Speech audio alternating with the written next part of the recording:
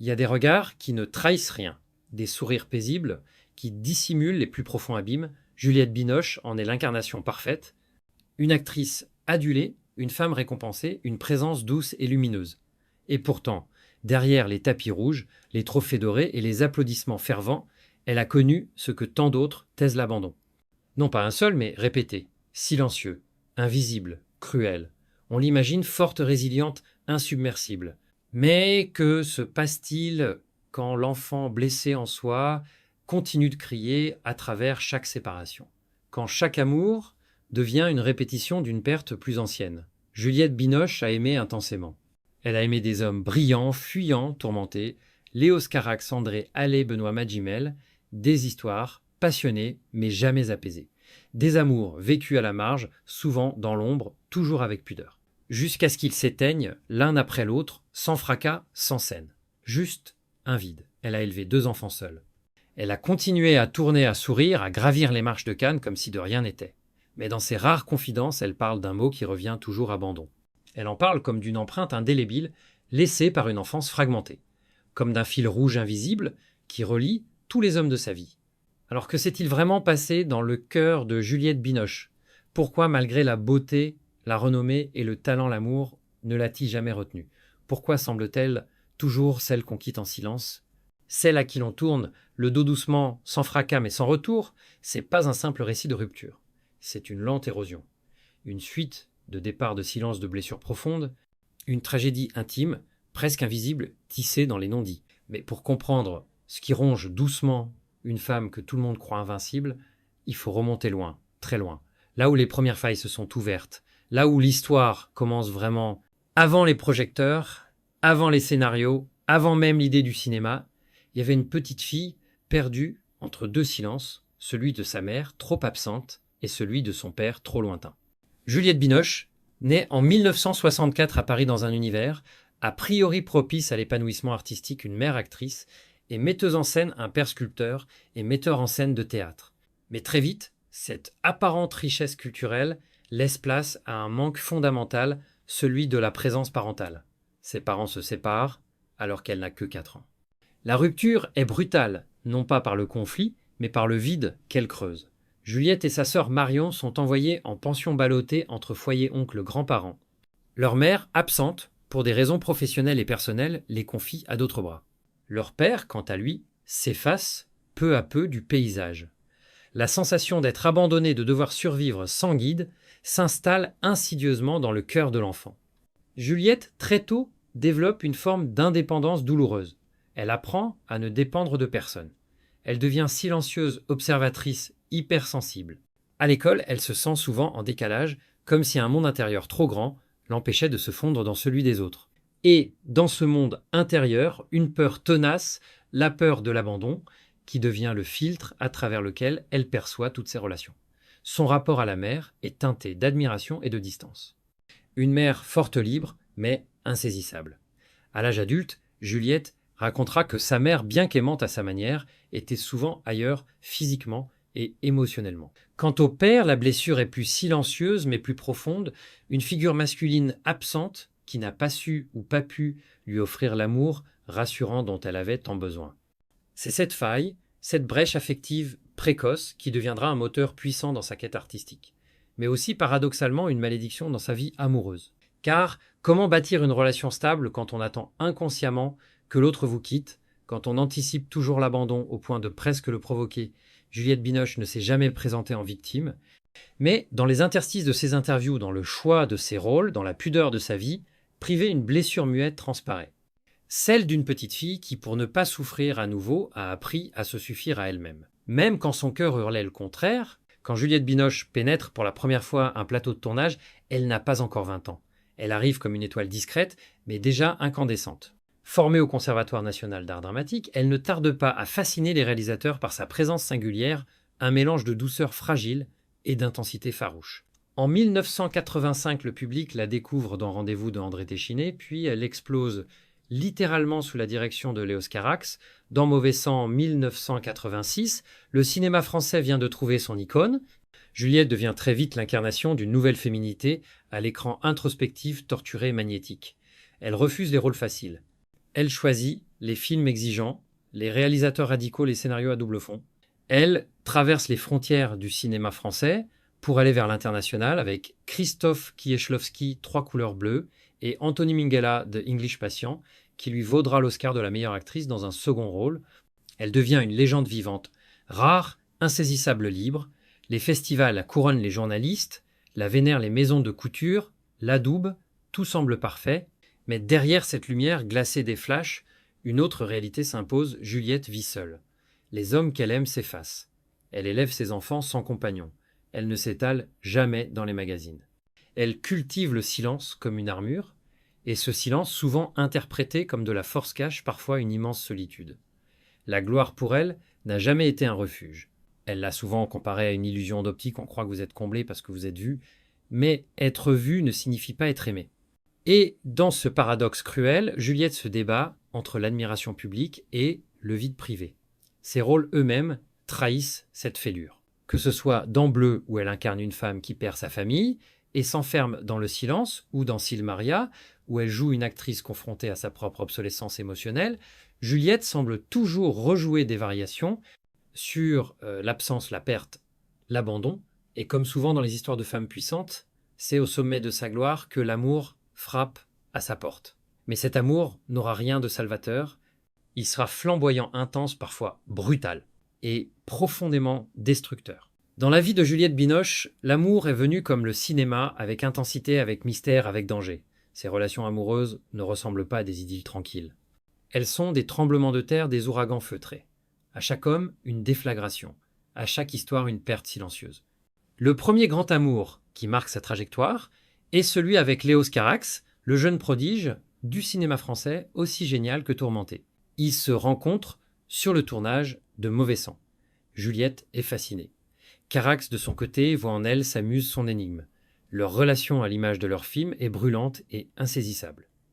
Ils ne parlent pas, ils se devinent. Ils ne s'expliquent pas, ils s'éloignent. Léos Carax est connu pour son mutisme, son instabilité émotionnelle, sa difficulté à habiter le réel. Juliette, dans cet univers de silence et de non-dit, retrouve étrangement un terrain familier, celui de son enfance. Mais après plusieurs années d'une relation artistique et amoureuse, où les frontières se brouillent, Léos disparaît. Ils n'auront pas. Il s'éloigne, il devient un spectre. Juliette n'aura jamais vraiment d'explication. Juste ce qu'elle appellera plus tard un vide laissé par quelqu'un qui n'a jamais su dire adieu. Plus tard, elle vivra une autre histoire différente en apparence, mais tout aussi marquée par le retrait masculin. Avec André Allais, un plongeur professionnel québécois, elle aura un fils, Raphaël. André n'est pas du milieu artistique. Leur relation est discrète, presque secrète. Mais là encore, après quelques années, la séparation.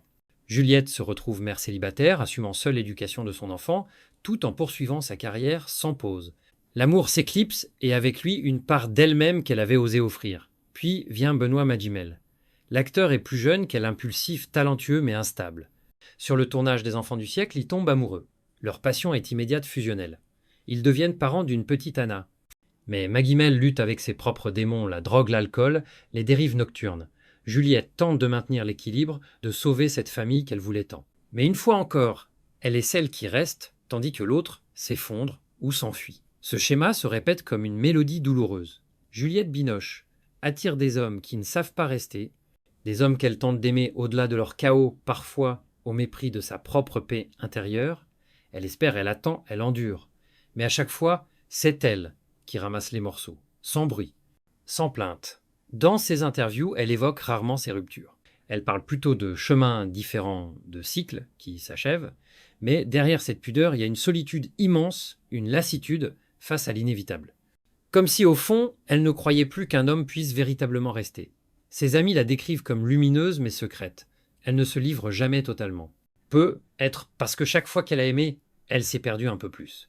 Peut être parce que l'amour chez elle est une tentative de réparer une brèche ancienne sans jamais y parvenir tout à fait.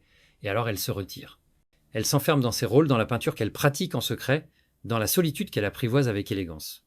Elle devient l'incarnation parfaite de la femme forte, indépendante, mais terriblement seule. Et lorsqu'on lui demande pourquoi elle n'a jamais refait sa vie avec un compagnon durable, elle répond simplement « j'ai jamais voulu dépendre de quelqu'un ». Peut être parce que je n'ai jamais eu quelqu'un sur qui je pouvais vraiment compter. Il n'y eut jamais de scandale éclatant. Pas de cris sur la voie publique, pas d'une de tabloïd avec photos volées, pas de vidéos compromettantes. Et pourtant, dans la vie intime de Juliette Binoche, une véritable tragédie s'est jouée. Non pas sous la lumière des projecteurs, mais dans le clair-obscur d'une douleur feutrée, là où les blessures ne saignent pas, mais n'en sont que plus profondes. Ce point de rupture, ce fut la séparation avec Benoît Magimel, père de sa fille Anna. Ils s'étaient rencontrés en 1998 sur le tournage des Enfants du siècle, incarnant le couple mythique George Sand et Alfred de Musset. Une passion naît sur fond de littérature romantique. L'alchimie à l'écran devient réalité. Juliette, plus âgée de 9 ans, prend ce jeune homme fougueux sous son aile, espérant l'aider à se structurer, à se libérer de ses excès. Mais la réalité s'avère bien plus dure que le cinéma. Magimel, malgré ses efforts, sombrera peu à peu dans les addictions cocaïne-alcool, comportements autodestructeurs. Juliette, de son côté, tente de maintenir une façade digne. Elle protège sa fille, protège son compagnon, protège même sa carrière, en restant silencieuse face à l'effondrement. Le tournant arrive au début des années 2000. Alors qu'Anna est encore petite, Juliette décide de mettre fin à la relation, non par colère, mais par instinct de survie. Pour elle, pour sa fille, pour ne pas reproduire le schéma d'enfance qu'elle a connu, celui d'une mère absente, d'un père défaillant. Mais même cette séparation se fera dans la pudeur absolue. Aucun communiqué, aucun règlement de compte. Juste un éloignement. Encore un. C'est dans les années suivantes que l'on découvrira l'ampleur des démons de Magimel. En 2016, il est arrêté pour avoir renversé une femme en scooter sous l'emprise de stupéfiants. Il comparaît au tribunal. Il parle de sa descente aux enfers de ses années d'errance. Juliette ne dira rien, elle n'assistera à aucun procès. Mais tout le monde comprend que l'histoire avait été plus violente, qu'elle ne l'avait jamais laissé paraître.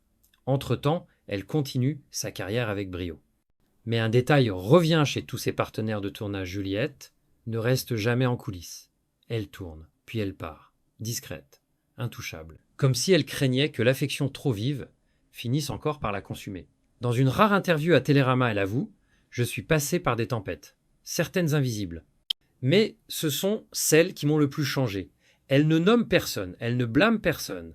Mais dans cette phrase, tout est dit. Même ses enfants Raphaël et Anna, élevés dans la plus grande discrétion, ne l'ont jamais vue s'effondrer. Juliette garde pour elle la douleur. Elle écrit parfois, elle peint souvent, elle joue énormément. Son corps, son regard deviennent les vecteurs de cette douleur muette. Et si la presse people cherche parfois à combler les vides, à inventer des fleurs ou des idylles, elle reste impassible. Elle ne commente pas, elle ne confirme ni n'infirme. Car ce qu'elle a vécu, ce qu'elle a enduré, est trop sacré pour être exposé. Dans les milieux du cinéma, certains murmurent qu'elle aurait pu vivre un autre destin sentimental. Mais peut-on réellement aimer quand on est habitué à être quitté? Peut-on faire confiance à l'autre quand on a appris dès l'enfance que l'amour est conditionnel, temporaire, fragile? Le silence autour de sa vie privée devient alors une stratégie de survie. Elle préfère maîtriser l'image plutôt que de livrer la réalité. Car cette réalité est faite de séparations qui laissent des cicatrices invisibles, de maternité solitaire, de nuits pleines de doutes. Et le plus cruel, c'est qu'aucune de ces douleurs ne s'est soldée par un éclat public. Elles se sont toutes déroulées dans l'ombre, dans l'intimité, dans la résignation, comme si chez Juliette Binoche la tragédie ne devait jamais faire de bruit. Aucune plainte n'a été déposée, aucun avocat n'a été convoqué, aucun juge n'a eu à trancher. Mais cela ne veut pas dire qu'il n'y a pas eu de conséquences. Chez Juliette Binoche, les blessures n'ont pas laissé de marques visibles, mais elles ont transformé sa vie à jamais. Car parfois, les peines les plus dures sont celles qui ne passent jamais par un tribunal, mais par le cœur et le silence. Quand Benoît Magimel est condamné pour conduite en état d'ivresse aggravée, possession de drogue et divers délits de récidive entre 2016 et 2018, le nom de Juliette n'apparaît nulle part dans les procédures. Et pourtant, les regards convergent. Tout le monde sait qu'ils ont partagé une fille, une histoire, une période chaotique. Face à la descente aux enfers de son ancien compagnon, Juliette garde le silence fidèle à elle-même. Elle ne prend pas la parole, ne fait aucune déclaration. Mais ceux qui la connaissent devinent ce que cela réveille, la douleur d'avoir tenté d'aimer un homme qu'elle ne pouvait pas sauver. Les journalistes à l'affût d'un commentaire se heurtent à un mur de dignité. Jamais Juliette n'a alimenté la presse à scandale. Elle a toujours protégé ses enfants, son intimité, ses failles. Son entourage confirme qu'elle a dû prendre sur elle pour continuer à avancer, pour ne pas reproduire les erreurs qu'elle-même a subies dans son enfance. Les conséquences de ces relations, bien que non judiciaires, sont multiples.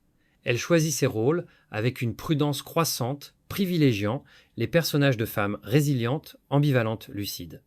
Elle se retire de la vie publique, apparaît rarement, dans les soirées mondaines. Elle élève seule ses 2 enfants avec une constance silencieuse qui force le respect. Elle refuse désormais toute intrusion dans sa vie privée, même sous prétexte artistique. La société, elle réagit de manière ambivalente. D'un côté, on la célèbre comme l'archétype de la femme moderne, libre et indépendante. De l'autre, certains regrettent qu'elle ne s'engage pas davantage sur les questions de violence conjugale ou d'abandon affectif. Mais Juliette n'est ni militante ni porte-parole. Elle est une survivante silencieuse, et c'est ce silence-là qu'elle oppose à ceux qui veulent lui dicter la façon de vivre ses douleurs. En filigrane, une vérité s'impose, toutes les femmes ne crient pas, toutes ne dénoncent pas. Certaines se reconstruisent dans le retrait, dans la création, dans l'absence de mots. Et cela aussi mérite d'être respecté. Ce qu'il reste de ces amours, passer une fille et un fils élevés loin des projecteurs. Une carrière intacte. Une réputation de femme forte, presque inébranlable. Et surtout un regard chargé d'une tristesse que seuls les initiés savent lire. Elle a tout connu, les trophées, les plateaux, les voyages, les amours, les silences. Aujourd'hui, Juliette Binoche continue d'émerveiller, mais elle n'éblouit plus pour fuir. Elle éclaire sans aveugler. À 60 ans passés, elle est l'image même de cette femme qui a survécu à tout sans jamais faire de bruit. Ce qu'elle laisse derrière, elle n'est pas seulement une filmographie d'exception de 3 couleurs bleues à The English Patient en passant par Sis Maria ou Camille Claudel, 1915. Elle laisse une empreinte humaine, celle d'une femme qui a refusé de plier même lorsque tout s'effondrait. Une femme qui a préféré le retrait à l'humiliation, le silence à l'indécence. Ses enfants, Raphaël et Anna, sont sa plus grande réussite. Élevés loin du tumulte médiatique, dans un cocon d'art de pudeur et d'amour, ils sont la preuve que l'on peut transmettre autre chose que ses blessures. Juliette a su rompre la chaîne, celle de l'abandon, celle du manque. Elle est devenue la mère qu'elle aurait aimé avoir présente, ancrée, fidèle. Dans ses derniers rôles, elle choisit avec soin les histoires qu'elle veut raconter, des histoires de femmes mûres, blessées mais vivantes. Elle ne cherche plus à séduire, elle cherche à témoigner. Et si la société a trop souvent attendu d'elle qu'elle se remette en couple, qu'elle refasse sa vie, Juliette répond par sa simple existence, on n'a pas besoin d'un homme pour être entière. On n'a pas besoin de raconter ses douleurs pour les avoir transcendées. À travers elle, c'est une autre forme de force qui se dessine. Une force discrète, mais tenace. Une beauté qui ne cherche pas l'admiration, mais la vérité. Et peut être que c'est là le plus bel héritage de Juliette Binoche, nous rappeler qu'il existe des femmes qui, même seules, n'ont jamais cessé d'aimer, mais ont enfin choisi de s'aimer elles-mêmes.